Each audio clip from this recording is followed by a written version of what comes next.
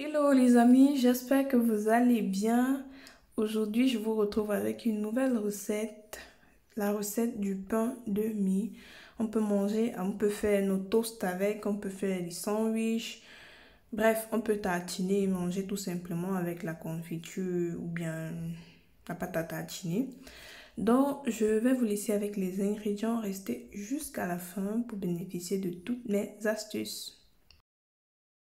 Comme ingrédient, on aura besoin de 400 g de farine, 200 ml de lait ou moitié ou moitié lait.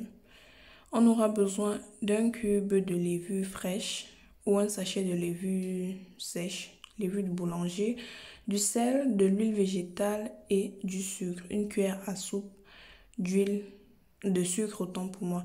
Donc, je commence par verser le sucre dans mon lait. Je viens mélanger. Et ensuite, je vais ajouter mon cube de levure fraîche. Et je vais tout simplement mélanger. Et je mets de côté. Et je passe tout simplement à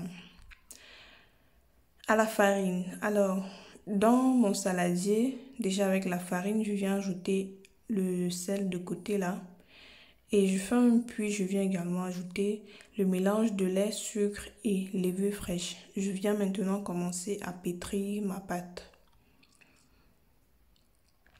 Donc le but ici est de mélanger tout le mélange jusqu'à obtenir une pâte, jusqu'à ce qu'il soit homogène comme ça.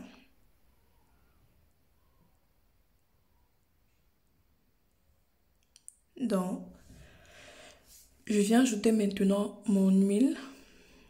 Ici, j'ai environ 4 cuillères à soupe d'huile végétale. Bien entendu, vous pouvez remplacer par du beurre. Donc, je tiens à préciser que le lait, vous pouvez remplacer par de l'eau.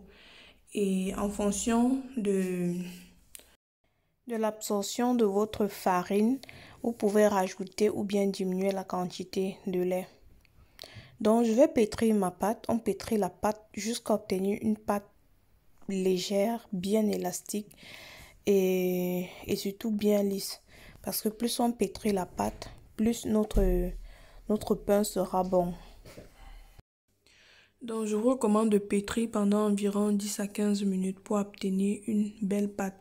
Donc, voici ce que moi j'ai obtenu. J'aurais dû pétrir même encore plus, mais c'est pas grave. Je vais mettre dans le saladier et je vais laisser courir pendant 2 heures de temps environ. 2 heures de temps après, voici le résultat. Donc, je vais dégazer ma pâte et je vais la remettre sur le plan de travail. Je rappelle que le pétrissage, vous pouvez très bien le faire dans un robot. Ça fonctionne tout autant et ça vous fait moins d'efforts. Donc, je mets ma pâte sur le plan de travail et je ne recommence plus à pétrir parce que ça a déjà été fait.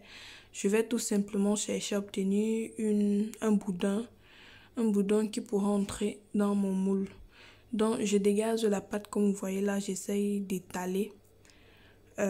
Ensuite, je vais venir rouler, comme vous voyez là. Donc, si c'est la première fois que tu arrives sur ma chaîne, je t'invite à t'abonner. Surtout, n'oublie pas d'activer la cloche de notification pour être au courant chaque fois que je mets une vidéo en ligne. Je publie plusieurs fois par semaine, alors ne manque pas de t'abonner. Donc, j'ai déjà formé mon boudin là, comme vous voyez. Je vais ramasser la pâte et je vais utiliser un moule spécial mie.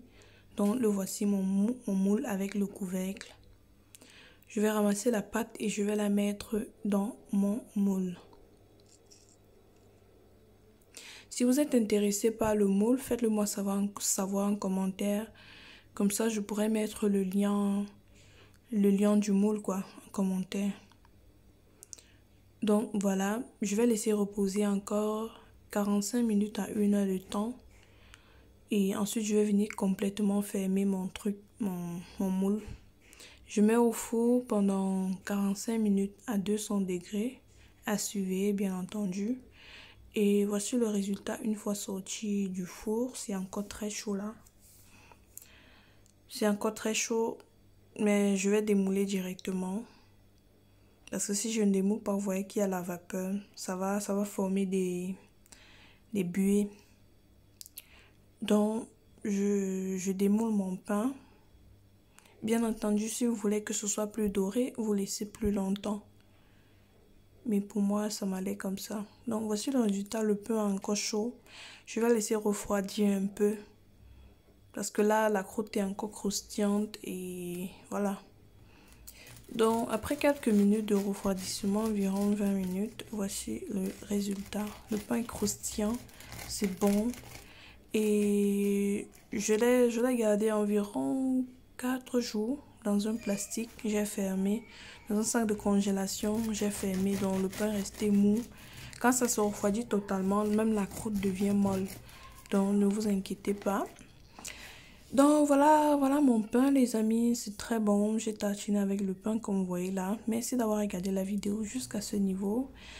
Si tu veux m'encourager, n'hésite pas à me laisser un pouce en l'air. Moi je te dis on se voit dans une prochaine vidéo.